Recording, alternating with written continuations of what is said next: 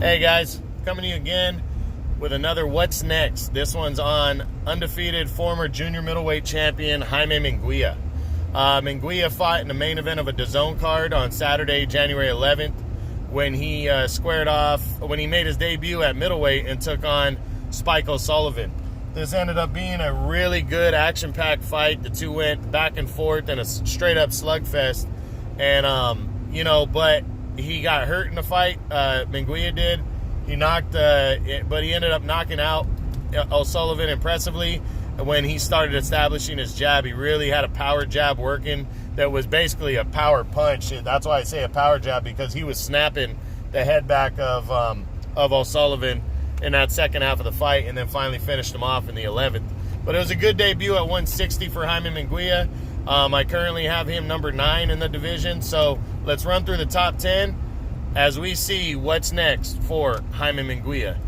So, first up, number 1, Canelo Alvarez. Well, this is a fight that is possible in the future, but it's not possible next. It looks like Canelo's going to move up to 168 and take on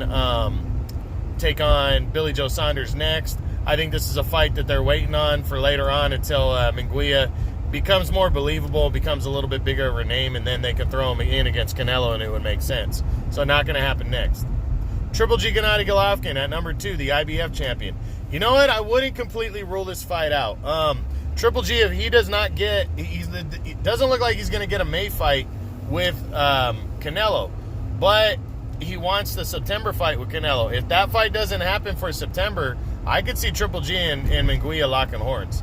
Munguia almost fought Triple G about a year and a half ago, and Triple G ended up passing on the fight. It was before the Canelo Triple G rematch, so it was a tough loss. It was tough for Munguia to not get the fight, but he was able to win a world title and get his feet wet. So this fight, I don't know if it happens next for Munguia though, because if Triple G is going to wait around to hear about Canelo, is Munguia going to sit out of action for all that time? I don't see it. I think Munguia is probably coming back in May or June, so I don't think so. Number 3 is former two-time world title challenger Sergey Derevyanchenko. I don't see this fight. I don't think Munguia is going to want to take a risk. Plus, Derevyanchenko is it's not impossible to work with him, but he is a PBC guy. So I'm not sure if they want to take a risk, but I could see it. I think it'd be a good fight. But Derevyanchenko also looks like he's going to be waiting until the second half of the year to return because of injury in the Triple G fight. So, yeah, I'm not seeing it next.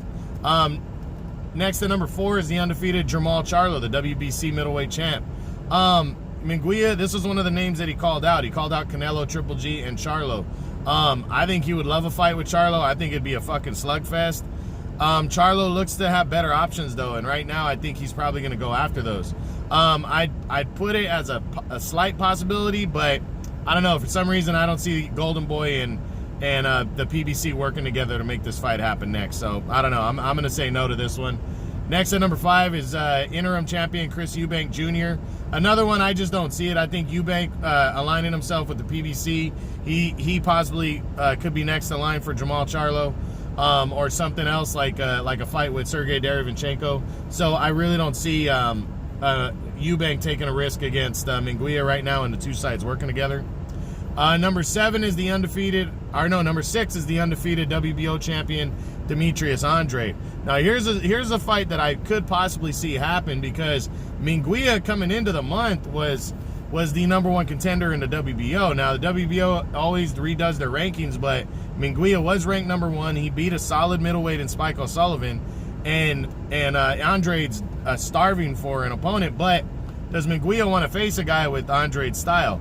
I think Andrade in his fight here in January is really gonna. I think he's gonna allow himself to be exposed a little bit and mix it up with his opponent Luke Keeler to try to sell himself on one of these other opponents like Jaime Munguia. So I can see this fight happening. It could possibly happen next if Munguia believes he can knock out Andrade and he has that much confidence. But I'm gonna lean towards the no.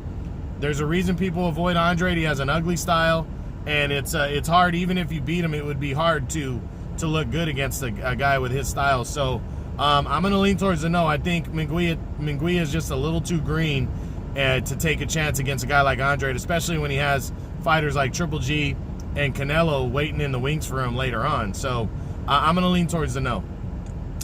Next at number 7 is the WBA regular champion, Ryota Murata. Murata looks like he's going to be making a mandatory defense in a rubber match against Rob Brandt next, but that's not guaranteed. We don't know. But I think that's what they're going to lean towards next. But I wouldn't completely rule it out, but that's what I think they're leaning towards next. Next at number 8 is Rob Brandt, the former WBA regular champ. Again, Brandt, I believe, is lined up to face Ryota Murata in a rubber match, so I don't see him crossing over to face Munguia next. It wouldn't make sense. Murata's got a secondary world title, and that's a bigger fight for him. And then, like I said, Munguia's number 9, so number 10, Matt Korobov. Wouldn't completely rule it out, but Korobov's a good boxer that can punch. He is a veteran. Again, I wouldn't completely rule it out, but Korobov can get down. He can fight, and I think that's a high-risk, low-reward fight for Munguia because beating Korobov would be good for his resume, but to take a risk like that, if he were to get beat, that would be big. So right now, I'm not really sure. I think they might just feed him a decent to solid middleweight, but not a top 10 guy next. But there are outside chances of like a Demetrius Andrade fight. Again, if he were to wait around for Triple G, maybe. But I think he just needs to stay busy, come back around May or June.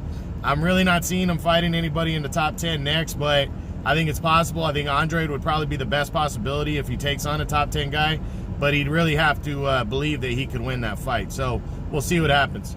But all right, guys, that's it. That's the What's Next on the undefeated former junior middleweight champion, Jaime Munguia. Hope you enjoyed it. True Boxing, you've been hit with the truth.